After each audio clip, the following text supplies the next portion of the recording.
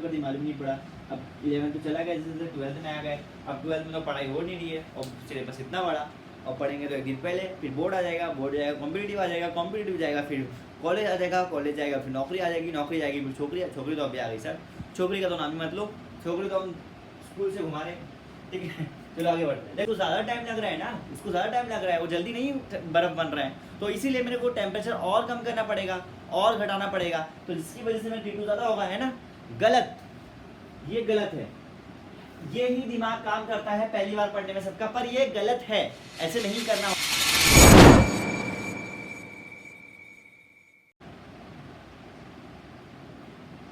Hello hello hello hello hello, नमस्ते, आदाब, सत श्री अकाल, अस्सलाम वालेकुम। हे चैन sir Zubair Khan, host and faculty, welcome you on this very amazing platform of education academy. तो आज हम इस लेसन का 5वां लेक्चर स्टार्ट करेंगे, बट हमने ऑलरेडी इस लेसन के 4 लेक्चर कंप्लीट कर लिए हैं, और उसमें हमने इस लेसन के बेसिक्स और काफ़ी सारे कंसेप्ट और अच्छे अच्छे कंसेप्ट भी खत्म कर लिए। इनफैक्ट हम इस चैप्टर के 50% पार्ट को अच्छे से खत्म कर चुके हैं। अब रिमेनिंग 50% पार्ट बचा है, जो हम आपके अभी के और आने वाले अपकमिंग लेक्चर्स मिला के हम इसको खत्म कर देंगे। ऑलराइट, तो बने रहिए, और सारे लेक्चर्स को आपको देखना है और आप अपने नोट्स अपने हाथ से बनाना है। होपफुली आप सब ऐसे कर रहे होगे। तो फटाफट स्टार्ट करते बिना किसी देरी के आज के लेक्चर को। तो हमने ऑलरेडी सारी जो कंसेप्ट है आपके, जैसे कि आपका जो भी नॉर्मल आपका जो वेपर प्रेशर वगैरह और बॉइलिंग पॉइंट वगैरह, हमने अब तक सारे सब खत्म कर लिए। अब आज सर जी आगे बढ़ने के पहले आपको एक चीज़ बता दूं, जो मैंने लास्ट लेक्चर में मुझे बताना था, बट और मैंने शायद वो मिस कर दिया, तो अब मैं आज वो कवर कर लेता हूँ। पहला थोड़ा सा एक चीज़ आपको बता दूँ, फिर क्योंकि वो जो मेन चीज़ है ना, मैं आपको उस टॉपिक का बिना नाम बताया ही काफ़ी इसमें दूसरे से एक कंसेप्ट पढ़ा भी दिया है, बट मैं आज वो नाम आपको बता देता हूँ, क्योंकि उसके एक कंसेप्ट तो हमारा हो गया, बट आज के लेक्चर में हम उसके 3 कंसेप्ट कवर कर लेंगे, और आपको उससे आपके लेसन का मेजॉरिटी ऑफ पार्ट खत्म हो जाएगा, ठीक है, आज को अगले लेक्चर मिला के। तो सुनो, आप एक टॉपिक आता है आप में जिसको हम बोलते हैं क्वालिटेटिव प्रॉपर्टीज। एक टॉपिक रहता है, मतलब एक प्रॉपर्टी होती है जिसमें हम जिसको बोलते हैं qualitative property, qualitative property, qualitative property, properties of solute. Solute की क्वालिटेटिव प्रॉपर्टीज होती है, जिसमें अब ये होता क्या सर पहले बताओ। इसमें आगे बढ़ने के बाद आपको मालूम है क्वालिटेटिव मतलब क्या होता है। क्वालिटेटिव मतलब अब ये मत बोल देना सर कोलगेट, वो नहीं। क्वालिटेटिव प्रॉपर्टी मतलब होता है सर, क्वालिटेटिव का वर्ड का ही मतलब होता है आपका, इसका मतलब होता है कलेक्टिव। ये होता है सर कलेक्टिव। क्वालिटेटिव मतलब ये आपका होता है कलेक्टिव। अब कलेक्टिव क्या, देखो एक्चुअल में ना, जब क्वालिटेटिव प्रॉपर्टी की बात करूं, तो इसमें आप कितना क्वांटिटी ऑफ सॉल्यूट यूज कर रहे हो ये मैटर करता है, ना कि ये मैटर करे कि कौन सा सॉल्यूट यूज कर रहे हो। फॉर एग्जांपल, मैं एक गिलास पानी लिया, उस पानी के अंदर मैं 4 किलो शक्कर डाला, और उसी एक दूसरा गिलास लिया, उसमें मैंने 3 किलो शक्कर डाला, तो ये मैटर करेगा कि इसमें मैंने 1 किलो 4 किलो शक्कर डाला हूँ कि 3 किलो शक्कर, मतलब क्वांटिटी मेरी मैटर कर रही है, 4 किलो कि 3 किलो। अब एक गिलास पानी लिया, सेकंड केस, एक गिलास पानी लिया, इसमें मैं शक्कर डाल रहा हूँ, दूसरे गिलास पानी में मैं क्या डाला, 4 किलो शक्कर डाला, और यहाँ पे 4 किलो मिट्टी डाल दिया, तो ये मेरा मैटर नहीं कर रहा है, दोनों भी सेम रहेगा। क्वालिटेटिव प्रॉपर्टी में दोनों भी सेम रहेगा, क्योंकि प्रॉपर्टी में क्वांटिटी दोनों 4-4 किलो है। क्या है, एक तरफ शक्कर एक तरफ मिट्टी, कुछ फर्क नहीं पड़ता। इसमें सिर्फ ये मैटर करेगा कि सर क्या डाल रहे हो, बस ये कितना डाल रहे हो, बस क्या डाल रहे हो, कुछ फर्क नहीं पड़ता, कुछ भी डालो, बस कितना डाल रहे हो ये मैटर करता है। मतलब इन शॉर्ट मुझे यहाँ पे क्वांटिटी से लेना है किसके, सॉल्यूट के। तो इसी प्रॉपर्टी में सर आपके 4 मेन टॉपिक आते हैं इसमें, जो आपके लेसन के 4 मेजर टॉपिक है, जिसमें से पहला टॉपिक जो था वो था सर आपका vapour pressure lowering. Vapour pressure lowering क्या हो, अगर मैं बोलूँ हमने लास्ट लेक्चर में कर लिया है, लास्ट लेक्चर में ये सारी ये चीज़ कर ली है। अगर आप तक सारे लेक्चर्स देख रहे हो तो आपको मालूम है सर कि हमने ये चीज़ को कवर कर लिया है, वेपर प्रेशर लोअरिंग। और सेकंड जो आता है आपका boiling point elevation, boiling point elevation, boiling point elevation. और उसके बाद में आता है depression in freezing point, depression in freezing point, depression in freezing point. और आता है सर ऑस्मोटिक प्रेशर। ये चारों जो है क्वालिटेटिव प्रॉपर्टी के 4 टॉपिक्स है। इन सारे टॉपिक्स को आप देख लोगे, इन 4 टॉपिक्स को आपका लेसन मोस्टली खत्म हो जाएगा, ठीक है। बस कुछ चीज़ों एंड ऑफ फैक्टर वगैरह बचेगा, वो लास्ट में देखेंगे। देखो बेसिकली क्या होता है, मैंने वेपर प्रेशर लोअरिंग में हमने कहाँ देखा है सर वेपर प्रेशर हमने देखा था स्टार्टिंग के लेक्चर्स में। वेपर प्रेशर के साथ में ही मैंने बता दिया था कि जब वेपर प्रेशर इंक्रीज होगा तो उसी के साथ कंडेंसेशन भी होगा, तो उसी कंडेंसेशन की वजह से वो वेपर प्रेशर लोअरिंग स्टार्ट हो जाएगा, मतलब वेपर प्रेशर कम होना स्टार्ट हो जाएगा। क्यों? कंडेंसेशन की वजह से। तो हमने वहाँ पे वेपर प्रेशर लोअरिंग भी देख लिया है। और उसके बाद में बॉइलिंग पॉइंट एलिवेशन जो हम आज के लेक्चर में देखेंगे, और डिप्रेशन फ्रीजिंग पॉइंट ये भी हम आज के लेक्चर में देखेंगे। और ऑस्मोटिक प्रॉपर्टीज, ऑस्मोटिक प्रॉपर्टी लिख दिया, ऑस्मोटिक प्रेशर लिखा था मैंने, ऑस्मोटिक प्रेशर या ये हम अपकमिंग लेक्चर में देखेंगे, आने वाले लेक्चर में, ठीक है। ऑलराइट, तो ये सारे 4 कंसेप्ट है जो आपकी कॉलिगेटिव प्रॉपर्टी बताती है। मुझे पहले पढ़ाना था बट मैंने स्टार्टिंग में भूल गया था, या फिर मैं उसको मिस कर दिया था, जो मैंने आज यहाँ पे इस चीज को भी मैंने कवर कर लिया। तो फटाफट बिना किसी तरीके स्टार्ट करेंगे। आपका पहला हो गया सेकंड, बॉइलिंग पॉइंट एलिवेशन को हम स्टार्ट करेंगे आज, ठीक है। तो आज हम स्टार्ट करेंगे सर बॉइलिंग पॉइंट एलिवेशन। हम स्टार्ट करेंगे बॉइलिंग पॉइंट एलिवेशन। इसका मतलब क्या होता है, इसका नाम का मतलब क्या होता है? बॉइलिंग पॉइंट मतलब मालूम है, मालूम होगा ना, ऐसा टेम्परेचर जिसमें पानी बॉईल होना स्टार्ट हो जाता है, ऐसा टेम्परेचर जिसमें पानी उबलना चालू हो जाता है। अब ये मत बोलना सर हीटिंग और बॉइलिंग के बीच का फर्क नहीं मालूम है, लास्ट लेक्चर में बता दिया है हीटिंग क्या होता है, बॉइलिंग क्या होता है। जिसमें आपका फ्लेम निकल रहा है, जिसमें आपका भाप निकलना स्टार्ट हो गया, वो बॉइलिंग नहीं है, वो हीटिंग है। जब बबल्स निकलना स्टार्ट होंगे, बबल निकलना स्टार्ट होंगे, वो बबल जब निकलेंगे तो वो बॉइलिंग पॉइंट रहेगा, ठीक है। तो हीटिंग और बॉइलिंग में जमीन आसमान का फर्क है, ठीक है, ऑलराइट। तो देखो बॉइलिंग पॉइंट एलिवेशन, एलिवेशन मतलब इंक्रीज होना, एलिवेशन मतलब बढ़ना। कोई भी चीज जब बढ़ती है तो उसको हम एलिवेट बोलते हैं, बढ़ना, बढ़ती है, ठीक है, इंक्रीज। अब मैं इस टॉपिक को समझाने के लिए यहाँ पे 2 चीज लेता हूँ, सिर्फ 2 हंडी हमारी, 2 बीकर लिया मैंने यहाँ पे, ठीक है। अब इन 2 बीकर में सेम मैंने इसमें भी यहाँ पे मैंने सॉल्वेंट डाल दिया, वाटर सॉल्वेंट डाल दिया। एक क्या है मेरा वोलेटाइल लिक्विड, लिख देता हूँ मैं पहले, volatile liquid. I hope so आपको मालूम होगा वोलेटाइल लिक्विड मतलब क्या होता है। वोलेटाइल लिक्विड मतलब क्या होता है? ऐसा लिक्विड जो वेपर बन सके उसको हम बोलते हैं वोलेटाइल लिक्विड, ठीक है। अब इसको मैं बोलूंगा हंडी नंबर, मतलब ये मैं बोलूंगा ए, ये बोलूंगा हंडी नंबर, हंडी नंबर बी। ये मेरा ए बीकर है, मेरा बी, ठीक है।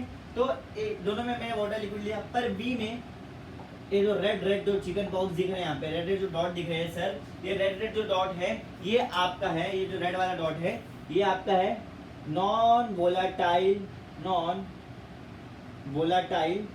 सल्यूट। नॉन वोलाटाइल सल्यूट क्या है? नॉन वोलाटाइल मतलब जो भाप नहीं बन सकता, जो उबल नहीं सकता, ठीक है। और दोनों के नीचे मैं लगा दूंगा फ्लेम, टेम्परेचर बढ़ेगा जिसमें, दोनों के नीचे मैं लगा दिया फ्लेम लगा दिया सर दोनों के नीचे। अब क्या हुआ, दोनों को मैं बॉईल करना स्टार्ट करूंगा। इसके बॉइलिंग जो पॉइंट है, ये जो मेरा है,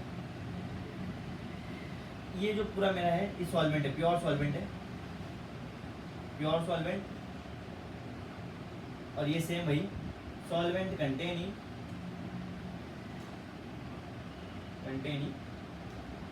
non volatile solute, non volatile solute, ठीक है। इसका जो बॉइलिंग पॉइंट का टेम्परेचर है इसको मैं बोलूंगा टीबी, और इसको मैं बोलूंगा टीबी छोड़ो, इसको मैं बोलूंगा T1, इसको बोलूंगा T2। चलो ये ले, तो आपको मुझे बताना है सर जी इसमें T1 का टेम्परेचर ज्यादा होगा कि T2 का ज्यादा होगा, T1 ज्यादा होगा कि T2 ज्यादा होगा। मतलब आपको मुझे बताना है T1 क्या है, boiling point of pure solvent, PST का समझ आना, ये बोल दूंगा boiling point of solvent containing NV solute मतलब समझ, नॉन वोलेटाइल सॉल्यूट, ठीक है, ऑलराइट। अब आपको मुझे बताना है कि सर जी T1 ज्यादा होगा कि T2 ज्यादा होगा? बताओ मुझे, बताओ आपका दिमाग क्या बोल रहा है, जल्दी सोचो क्या ज्यादा होगा? T1 ज्यादा होगा कि T2 ज्यादा होगा? क्या बोल रहा है आपका दिमाग? T1 ज्यादा होना चाहिए कि T2 ज्यादा होना चाहिए? T1 ज्यादा होना चाहिए कि T2 ज्यादा होना चाहिए? बताओ जल्दी, यस जल्दी, क्या ज्यादा होना चाहिए, क्या ज्यादा होना चाहिए, क्या ज्यादा होना चाहिए? देखो पहले आंसर बता देता हूँ, यहाँ पे T2 ज्यादा होगा। अब ये कैसे ज्यादा होगा वो समझो मेरी बात ध्यान से। देखो क्या हुआ एक्चुअल में, जो बॉईल, ये देखो यहाँ पे आपने बॉईल करना स्टार्ट किया, इसको भी बॉईल करना स्टार्ट किया, सेम टेम्परेचर इसको दोनों को बॉईल कर रहे हो तो बॉइलिंग स्टार्ट हो गया। अब जो नॉर्मल सॉल्यूट, नॉर्मल सॉल्वेंट आपका पानी का बॉइलिंग पॉइंट कितना 100 डिग्री सेल्सियस बोल दिया इसको मैंने। अब यहाँ पे पानी तो बॉईल हो गया, सेम यहाँ भी पानी तो बॉईल होने लगा, पर इसके बीच बीच में पानी में बीच में क्या है सर, नॉन वोलेटाइल सल्यूट। मतलब वो नॉन वोलेटाइल मतलब वो बॉईल नहीं होगा, वो उबलेगा नहीं, वो पानी में रहेगा। तो पानी में कुछ कुछ स्पेस वो ऑक्यूपाई किया है, जी हाँ किया है, तो पानी को भी वो साथ में पकड़ के रखेगा। हाँ सर, तो इसकी वजह से, इस नॉन वोलेटाइल सल्यूट की वजह से ये जल्दी बॉईल नहीं होगा, ये जल्दी बॉईल हो जाएगा, ये जल्दी बॉईल नहीं होगा। चूंकि ये जल्दी बॉईल नहीं होगा तो इसको बॉईल करने के लिए मुझे और टेम्परेचर देना पड़ेगा, मुझे और हीट देना पड़ेगा। तो जो मेरा T2 रहेगा, जो इसका टेम्परेचर रहेगा वो इससे ज्यादा होगा। यही रीजन है सर, मेरा जो T2 है वो T1 से ज्यादा है। फॉर एग्जाम्पल अब वही यही रीजन है, ठीक क्लियर। इसलिए 100 डिग्री सेल्सियस है, तो ये हो सकता है आपका 110 हो, 120 हो, समथिंग कुछ भी हो सकता है, क्योंकि यहाँ पे सर इससे ज्यादा टेम्परेचर जो भी है, पर 100 से तो ज्यादा ही लगेगा, क्योंकि नॉन वोलेटाइल सॉल्यूट इजी जिद्दी है, ये जल्दी भाप नहीं बनेगा। इसको भाप बनाने के लिए मुझे टेम्परेचर और बढ़ाना पड़ेगा। जब मैं टेम्परेचर और बढ़ाऊंगा तो इसका बॉइलिंग पॉइंट भी बढ़ जाएगा, इसीलिए T1 T2 T1 से ज्यादा रहेगा। समझा आंसर? Clear clear. T2 से T1 मेरा ज्यादा रहेगा, होपफुली इतना समझा होगा। ऑलराइट, तो सर अगर मैं डेल्टा T निकालूं, मतलब चेंज इन टेम्परेचर अगर मैं निकालना चाहूँ, यहाँ पे डेल्टा टी भी निकालूं, डेल्टा टी निकालूं, यहाँ पे चेंज इन टेम्परेचर निकालूं, तो क्या लूंगा? कभी जब डेल्टा निकालना होता है, चेंज निकालना होता है, तो आप हमेशा बड़ा माइनस छोटा करते हो, राइट? बड़ा माइनस छोटा करते हो, बड़ा क्या है? T2 है, तो ये हो जाएगा T2 minus T1। Delta T निकल गया। क्लियर? कैसा लिखे समझाइए? इजी है, समझा? क्लियर? इजी, ऑलराइट, फटाफट, इजी इजी इजी इजी, ठीक है।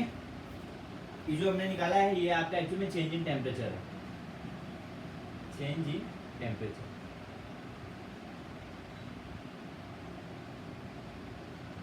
इजी, आगे बढ़े आगे बढ़े। ये था आपका simply boiling point elevation. Clear हो गया होगा? I hope so easily clear हो गया होगा। इसमें कुछ ऐसा कुछ था नहीं कि जो उनको टाइम देना पड़े। वही चीजें वापस आएंगी जिसमें सर आपने लास्ट सेक्शन में देखा, इसलिए यहाँ पे दिक्कत नहीं, थोड़ा फास्ट जाएंगे हम। लास्ट सेक्शन में आपने सारी चीज देखा है, मोलार मास का जो टॉपिक पढ़ाया था मैंने उसमें था ये, ठीक है। इसलिए लास्ट से रिवाइज करके आएगा हमेशा।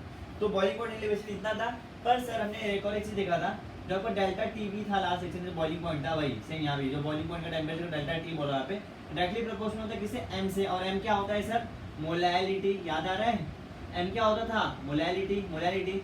चूंकि डायरेक्टली डेल्टा टीबी जो है वो डायरेक्टली प्रोपोर्शनल रहेगा सर किससे? एम से। डेल्टा डायरेक्टली प्रोपोर्शनल एम है, इसको मैं टीबी बोल देता हूँ, ठीक है। तो कंफ्यूज नहीं होगा फिर आपको, लास्ट सेक्शन के हिसाब से इजी रहेगा, ठीक है। Change in temperature boiling point जो डेल्टा टीबी बोल दिया, तो ये इससे डायरेक्टली प्रोपोर्शनल है। तो मुझे प्रोपोर्शनलिटी हटाना है, तो मुझे इक्वल टू क्वेश्चन लाना है, जो मैं लास्ट सेक्शन में देखा है। इक्वल टू के बी एम आया था, ये के बी क्या था? जल्दी फटाफट कमेंट लिखो, वीडियो स्टॉप करके लास्ट सेक्शन देख के आया हो ना, देखो, ठीक है, लिख चुके होगे। इसको हम बोलते हैं के बी होता है यहाँ पे सर इब्यूलोस्कोपिक कांस्टेंट। क्या होता है? इब्यूलोस्कोपिक कांस्टेंट। ये सब पूछता है एग्जाम में, सब नाम इब्यूलोस्कोपिक कांस्टेंट। और इसको एक और एक नाम था मोलर एलिवेशन कांस्टेंट, याद रखना, प्रोपोर्शनलिटी कांस्टेंट है, ठीक है। तो यहाँ पे क्या हो गया? डेल्टा टीबी जो है, डेल्टा टीबी क्या आया यहाँ पे? डेल्टा टीबी के बी इंटू एम।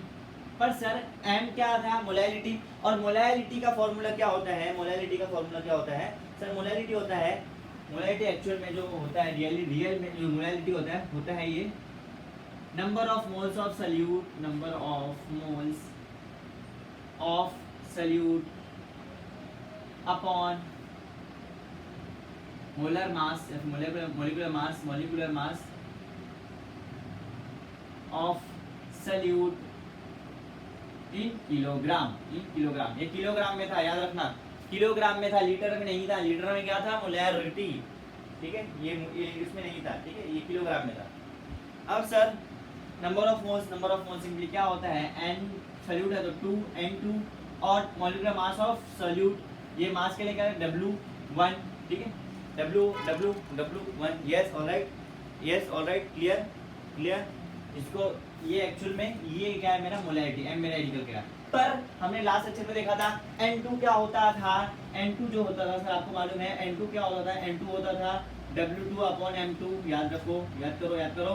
तो यहाँ पे मेरे पास इसकी जगह डाल देता हूँ m is equal to n2 की जगह डाल दूंगा तो क्या हो जाएगा W2 upon M2 into W1, मेरा m निकल के आ गया। अब ये m उठा के मैं यहाँ डालूंगा तो हो जाएगा delta TB is equal to KB into m की जगह लिखना W2 upon M2 into W1। हमने लास्ट लेक्चर में देखा इसलिए फास्ट आया, हमें लास्ट लेक्चर में देख लिया है हमने ये सारी चीजें, ये सारी चीजें हमने लास्ट लेक्चर में देखा इसलिए यहाँ पे फास्ट आया। ठीक है, क्लियर क्लियर।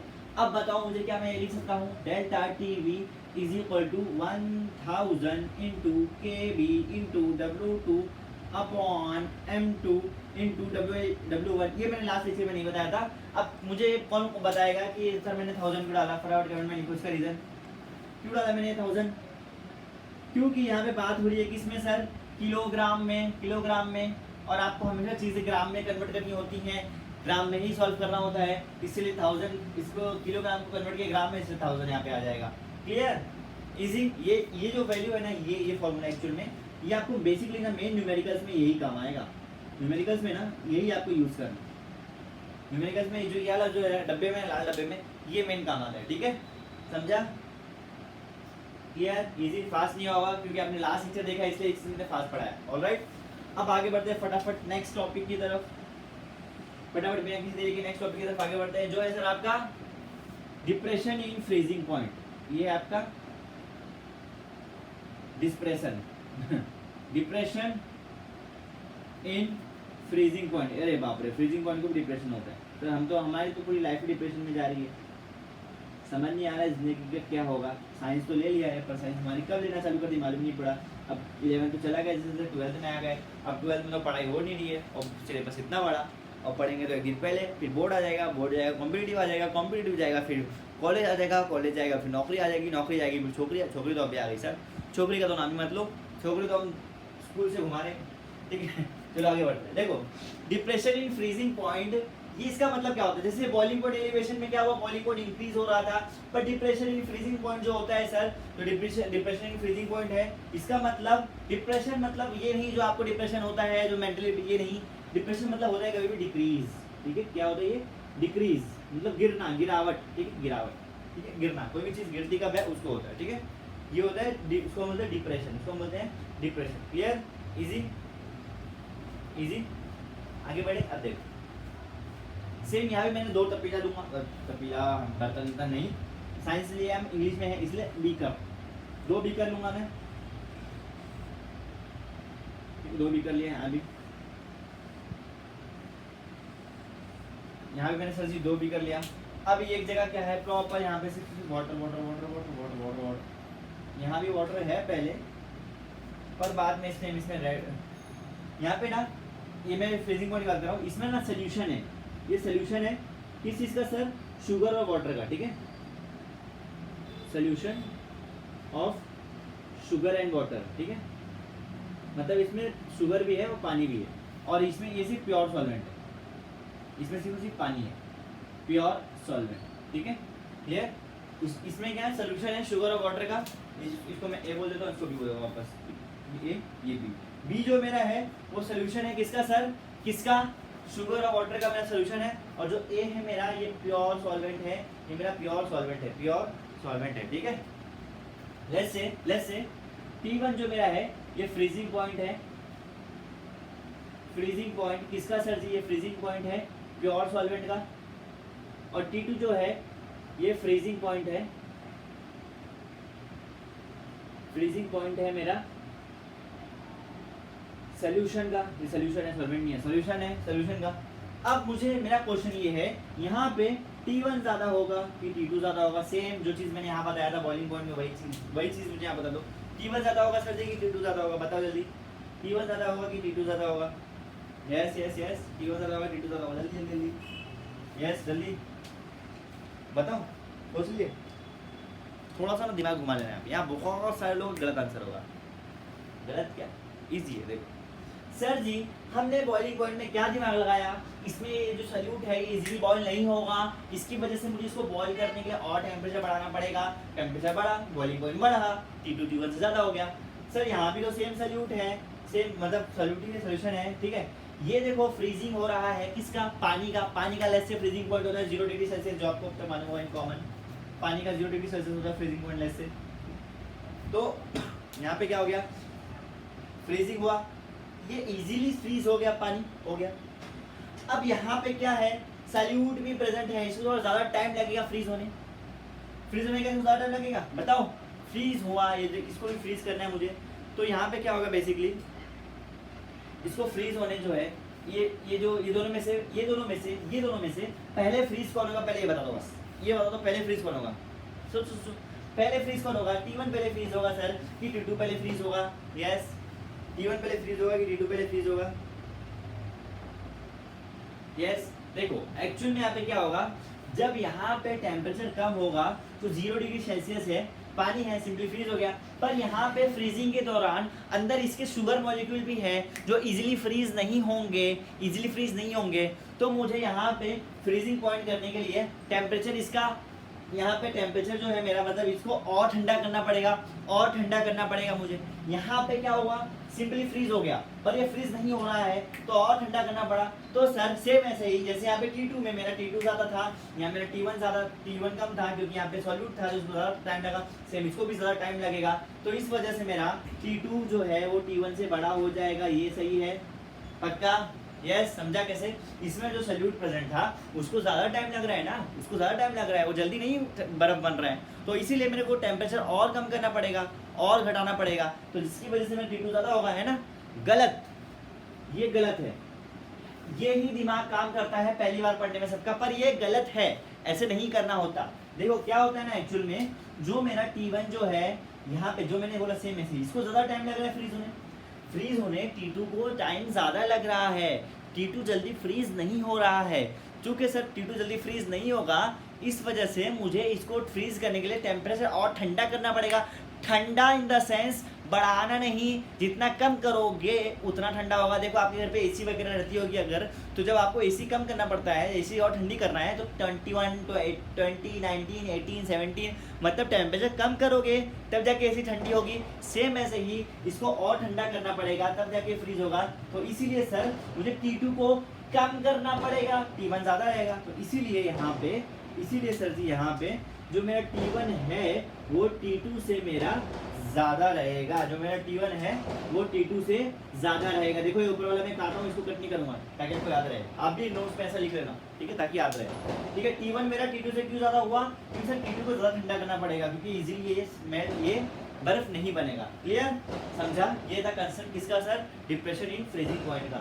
ऑलराइट, तो वही मैं बोल सकता हूँ, इसको 0 डिग्री सेल्सियस लग रहा है, इसको और कम करना पड़ेगा। लेस से ये फिर माइनस में आएगा, -1 -5 -7 जो भी ये कम होगा, मतलब इससे तो कमी है ना, माइनस से 0 से तो कमी रहेगा ऐसे। क्लियर? समझा? इसलिए T1 T2 से ज़्यादा होगा। कंफ्यूजिंग था इसलिए मैंने इसको अंडरटेन किया यहाँ पे। इजी। चलो आगे बढ़ते हैं थोड़ा सा इसमें और सेम। देखो अगर आपको ये कंसेप्ट समझाए सब समझ जाएगी। सेम ऐसे ही जो जैसे फ्रीजिंग है आपका, जैसे डेल्टा टीवी जो है वो किसके बराबर था सर, मोलालिटी के। सेम ऐसे जो डेल्टा टीएफ मतलब सर इसको मैं फ्रीजिंग पॉइंट बोलता हूँ। ये बॉइलिंग पॉइंट है टीवी, ये फ्रीजिंग।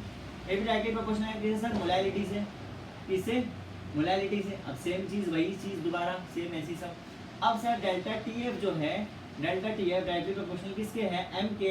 तो मुझे प्रोपोर्शनलिटी हटाना है तो मुझे कांस्टेंट लाना है, तो delta TF equal to constant यहाँ पे आता है के एफ। क्या आता है? K F. तो delta T is equal to K F into M. तो delta T F is equal to K F into M. अब सर यहाँ पे के एफ क्या होता है, यहाँ पे जो के एफ जो होता है, ये जो के एफ होता है यहाँ पे सर, वह के एफ को हम यहाँ पे बोलते हैं क्रायोस्कोपिक कांस्टेंट। देखो अब तक आपने इसके पहले क्या देखा, इवोल्यूस्कोपिक, पर क्या है, क्रायोस्कोपिक कांस्टेंट। नाम में कंफ्यूजन होना, के एफ है तो क्रायोस्कोपिक, के भी है तो इवोल्यूस्कोपिक। ठीक है, और ये कब काम आता है, फ्रीजिंग में, वो कहाँ काम आता है, बॉइलिंग में, दोनों ही अलग है। ठीक है, ऑलराइट, समझा? क्लियर? इजी। याद रख सेम ऐसी चीज जो अब बाकी सब सेम है, खाली के एफ का अलग था, बाकी सब चीज सेम है। अब सेम मोलालिटी के बराबर है तो मोलालिटी सेम, ये पूरा फॉर्मूला लास्ट में निकल के आएगा। बस डेल्टा टीएफ आ जाएगा, डेल्टा टीएफ आ जाएगा। डेल्टा टीएफ किसके बराबर होगा, सेम के F into W2 upon M2 into W1। बस यही सारी चीज same formula as it is, but TF भी गया टीएफ, के एफ भी गया के एफ, सब सेम। अब मुझे बताओ क्या मैं इसको ऐसा लिख सकता हूँ, delta T F is equal to 1000 into KF into W2 upon M2 into W1। क्यों नहीं ले सकता हूँ? क्योंकि यहाँ पे मेरा क्या है, यहाँ तो इजीली ले सकते। क्यों? क्योंकि सर यहाँ पे नीचे मोलैलिटी है जिसमें किलोग्राम आता है, किलोग्राम मतलब ग्राम में कन्वर्ट करेंगे तब 1000 आएगा। तो ये जो चीज़ है सेम ऐसे ही आपका ये जो है न्यूमेरिकल्स में काम आता है। समझा? समझ में आया? दोनों में फॉर्मूला सेम है। बस अगर आपको ये समझा है ना, सब समझ आएगा। ये भी समझा, ये भी समझा, बस ऐसे एक पढ़ो 3 लेके जाओ, इजी है। क्लियर? समझा? इजी इजी इजी इजी, ठीक है। तो आज के लेक्चर में बेसिकली हम देखा कॉलिगेटिव प्रॉपर्टीज। मैं लास्ट में बताया था आपको। तो कॉलिगेटिव प्रॉपर्टी में सर जी मेरा ये हो गया है, ये हो गया है, ये हो गया है। अब बचा ऑस्मोटिक प्रेशर जो हमें आने वाले अपकमिंग लेक्चर में खत्म करना है। ऑस्मोटिक प्रेशर में आपको ऑस्मोसिस आना जरूरी है। बायो अगर आपका सब्जेक्ट है, आपने बायो लिया है, तो मैं होपफुली ये मान सकता हूँ कि आपको ऑस्मोसिस का थोड़ा बहुत आइडिया होगा। बट डोंट वरी, हम ऑस्मोसिस पहले समझेंगे फिर ऑस्मोटिक प्रेशर समझेंगे। ओके, ऑलराइट, पक्का समझा? होपफुली यहाँ तक समझ गया होगा। तो आज के लिए इतना रखेंगे। That's it for today. पर इसमें आपको कुछ भी डाउट वगैरह है तो कमेंट सेक्शन आपके लिए ओपन है, आप अपने डाउट वगैरह पूछ सकते हो। इन केस नोट्स के रिगार्डिंग या फिर स्टडी के रिगार्डिंग कोई भी डाउट वगैरह है, आपको कुछ बातचीत करनी है, तो ये मेरा पर्सनल हैंडल है, आप यहाँ मुझे मैसेज कर सकते हो। आपके डाउट डेफिनेटली क्लियर किए जाएंगे। ऑलराइट, तो आज के लेक्चर में कुछ भी डाउट वगैरह है तो मेक श्योर टू क्लियर, क्योंकि इसके बिना आप आगे नहीं बढ़ना। क्योंकि जब तक आपको डाउट क्लियर ना हो आगे ये पढ़ाई मत करना। पहले एक डाउट क्लियर करो और उसको अच्छे से थरोली रिवाइज करो, तभी आगे बढ़ना। ऐसे यार कंसेप्ट इजीली क्लियर होंगे। ऑलराइट, तो आज के लिए इतना रखेंगे। That's it for today. Thank you for watching the lecture. This is official sign up from my faculty. Keep learning, keep doing. Thank you so much.